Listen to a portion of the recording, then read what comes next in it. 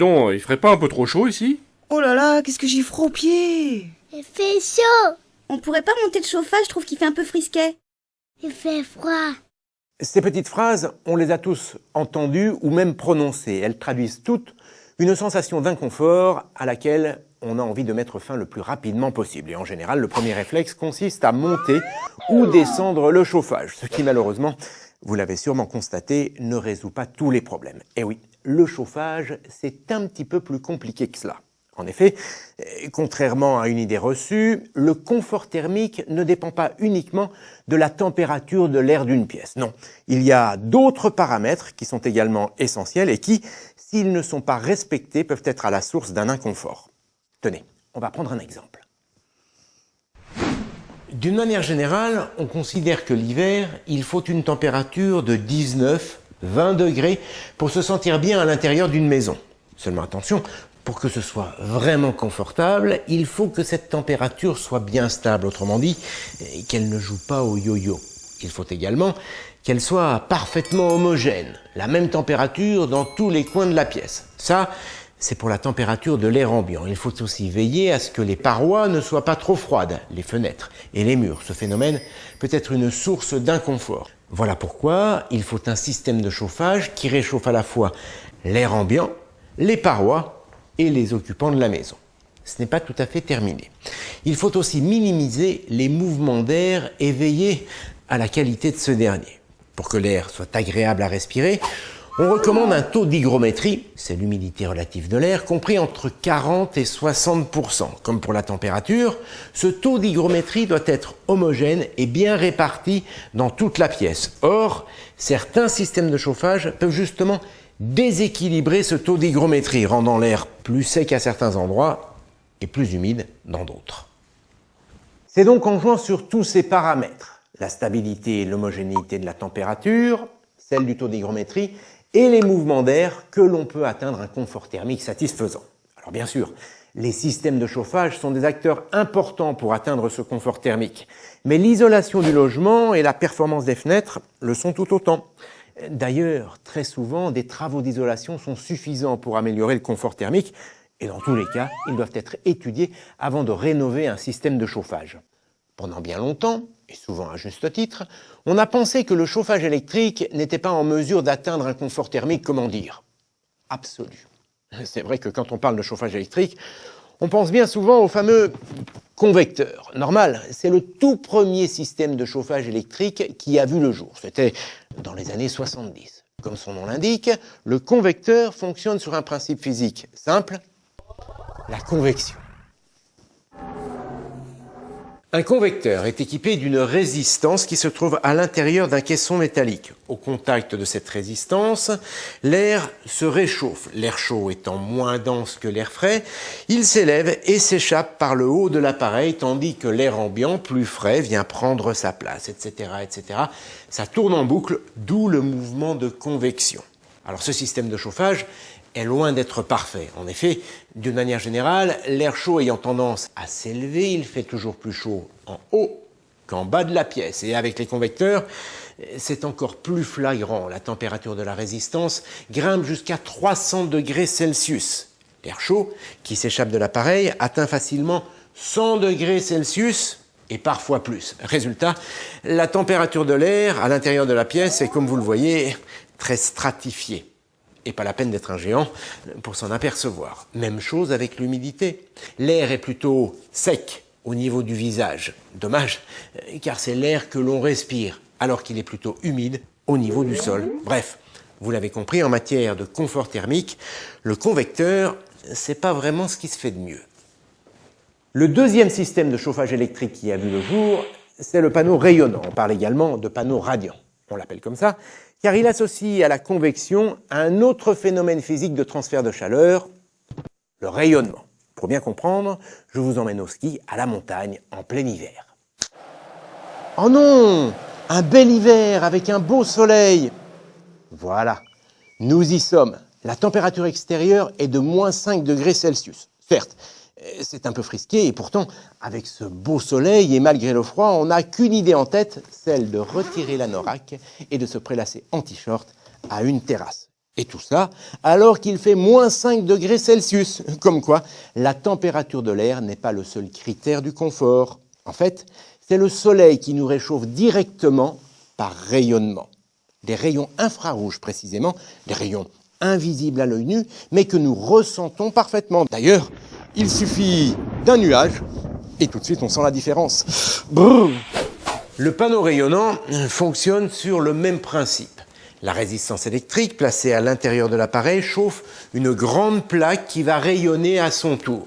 Les rayons infrarouges passent en fait à travers les petits trous de cette grille qui protège le dispositif. De cette manière, contrairement aux convecteurs qui ne réchauffent que l'air, les panneaux radiants, grâce à leur rayonnement, réchauffent aussi les surfaces, les parois et donc les corps qui se trouvent à l'intérieur de la pièce. Cependant, ils ont aussi leurs limites.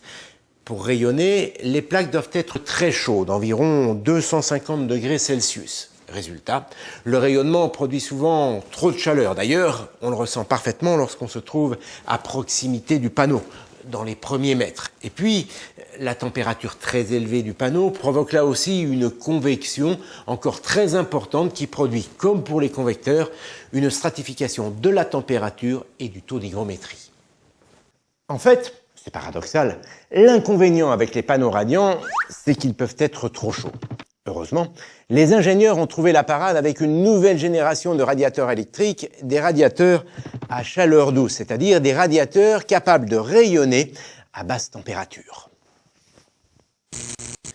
Avec ces radiateurs à chaleur douce, la température de l'air qui s'échappe de l'appareil est beaucoup moins élevée. Il n'y a donc plus de stratification de la température de l'air et du taux d'hygrométrie. Et puis, avec ces radiateurs, la température de façade de l'appareil ne dépasse pas les 70 degrés Celsius. Le rayonnement qui est transmis est donc plus doux, moins chaud et moins agressif que celui transmis par un panneau rayonnant. Eh bien, c'est ça, ce que l'on appelle la chaleur douce. Autant dire qu'avec ces radiateurs à chaleur douce, on commence à s'approcher d'un confort thermique, disons, très satisfaisant. Enfin, il manque tout de même à la chaleur qu'il diffuse ce petit quelque chose qui permet d'éviter les variations de température. Eh bien, ce petit quelque chose, c'est ce qu'on appelle l'inertie. L'inertie, c'est la capacité qu'a un matériau d'emmagasiner la chaleur et de la restituer progressivement, sans à-coups. Alors, ce n'est pas quelque chose de nouveau, bien au contraire. Nos grands-parents utilisaient déjà ce phénomène quand ils se chauffaient avec la cheminée. Vous avez sûrement remarqué la plaque de fonte qui est placée à l'arrière de la cheminée. Eh bien, lorsque le feu est alimenté, il réchauffe la pièce ainsi que la plaque de fonte qui monte en température. Puis, lorsque le feu prend fin, que les bûches de bois sont consumées, eh bien, la plaque de fonte prend le relais et diffuse sa chaleur progressivement.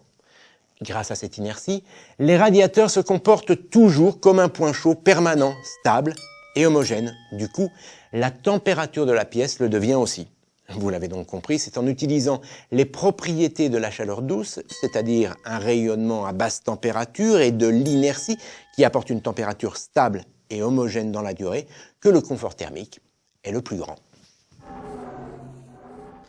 Aujourd'hui, il existe différents systèmes de radiateurs chaleur douce à inertie.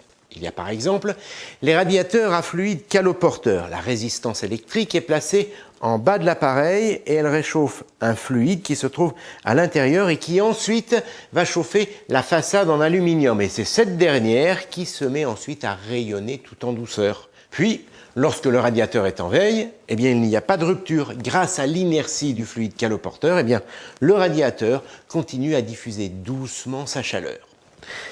Et puis, il y a des radiateurs qui utilisent un double corps de chauffe, c'est-à-dire deux systèmes de chauffage différents qui sont contrôlés électroniquement et peuvent fonctionner indépendamment. Le radiateur est équipé d'un film chauffant en façade et d'un corps de chauffe en fonte à l'arrière. Concrètement, ce film est parcouru par une résistance extrêmement fine. Ce film fonctionne sur le même principe qu'une vitre dégivrante de véhicule. Il est très réactif, autrement dit, il monte très rapidement en température. Il chauffe la façade qui ensuite rayonne tout en douceur. Alors en général, ce dispositif suffit durant les premières fraîcheurs de l'automne. Puis, quand l'hiver est bien là, eh bien, le corps de chauffe en fonte à l'arrière, vient en renfort et grâce à l'inertie de la fonte, eh bien, la température est toujours bien stable et homogène, même les jours les plus froids. Alors bien sûr, en fonction de la gamme, du fabricant et surtout des matériaux utilisés, ces radiateurs à chaleur douce et à inertie sont plus ou moins performants, mais tout de même, parmi tous les systèmes de chauffage électrique, eh bien, ce sont ces radiateurs qui apportent le plus grand confort thermique. Ils sont aussi performants, voire plus, que le chauffage central, en sachant qu'ils présentent un autre avantage par rapport au chauffage central. L'utilisateur peut choisir la température de chaque pièce en fonction de ses besoins. Alors je sais ce que vous allez me dire, et l'écologie dans tout ça? Eh bien en fait, comme dans bien des cas, c'est en fonction de la manière dont il est utilisé qu'un radiateur électrique se révèle écologique et économique. Et oui, désormais, les thermostats qui équipent ces radiateurs permettent de régler très précisément la température. Alors plus aucune excuse pour ne pas régler la température à 19 degrés plutôt qu'à 20, en sachant qu'1 degré en moins peut réduire la consommation énergétique de 7%. Et puis, il faut également savoir que les nouvelles fonctionnalités qui équipent ces appareils permettent elles aussi de réduire la consommation. Tenez, dès qu'on ouvre une fenêtre par exemple, pour aérer une pièce, ce qui, je vous le rappelle, est fortement recommandé, même en hiver, eh bien certains radiateurs détectent la chute de température et se mettent aussitôt à fonctionner au ralenti, ce qui évite de chauffer pour rien et de gaspiller. Et puis, certains radiateurs sont même équipés de détecteurs de présence. Grâce à ce dispositif, ils s'adaptent au rythme de la maison.